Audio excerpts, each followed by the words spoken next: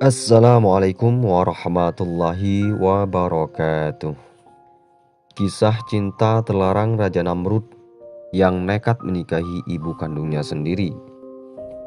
Namrud merupakan seorang yang cerdas, menguasai ilmu matematika dan ahli bangunan.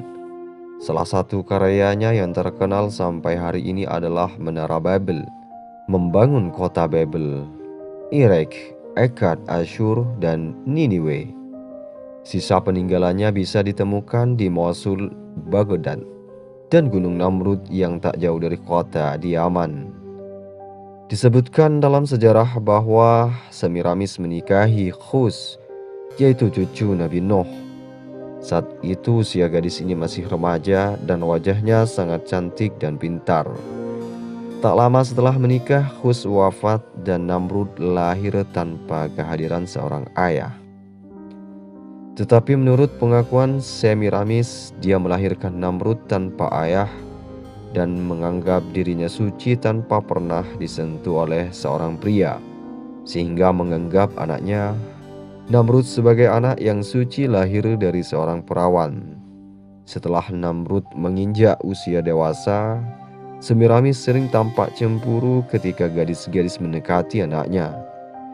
Hingga pada suatu ketika, dia menikah dengan anak kandungnya sendiri.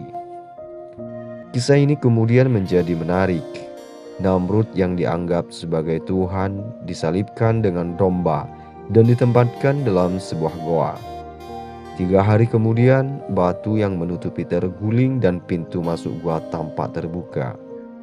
Dikatakan bahwa jasad Namrud telah menghilang. Peradaban mulai mengagungkan namanya menjadi Osiris, Isis, dan Horus sebagai bentuk dewa yang disembah dan dipuja para pengikutnya.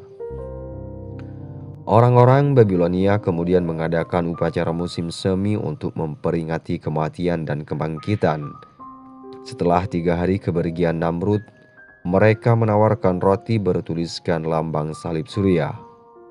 Semiramis, ibu sekaligus istrinya, menyebarkan ajaran bahwa roh Namrud tetap hidup selamanya. Untuk mengingatkannya, sebuah pohon evergreen atau cemara ditafsirkan sebagai bukti kehidupan baru bagi Namrud. Untuk mengenang hari kelahirannya, Namrud akan hadir di pohon ini dan meninggalkan bingkisan yang digantungkan di ranting-rantingnya. Para penganut agama Pagan kuno, pohon itu disebut mistletoe. Pohon cemara adalah lambang kesuburan penting untuk upacara. Peradaban kuno percaya bahwa dengan mendekorasi rumah dan kuil dengan tanaman hijau seperti holly dan mistletoe dapat membantu membawa cahaya matahari yang berkurang di akhir tahun. Mistletoe adalah tanaman yang paling sakral oleh pengikut Druid. Tanaman ini sangat dihormati karena tumbuh di pohon oak. Kebiasaan berciuman di bawah mistletoe berasal dari gagasan kuno bahwa mistletoe adalah alat kelamin kayu oak. Jadi diyakini bahwa pelukan di bawah buah yang berkilauan pasti menjamin pembuahan pasangannya. Selama berabad-abad, tradisi ini digunakan untuk merayakan pertengahan Saturnalia. Agama Babilonia yang diajarkan Namrud dan Semiramis terdiri dari 3 elemen, yaitu api, ular, dan matahari.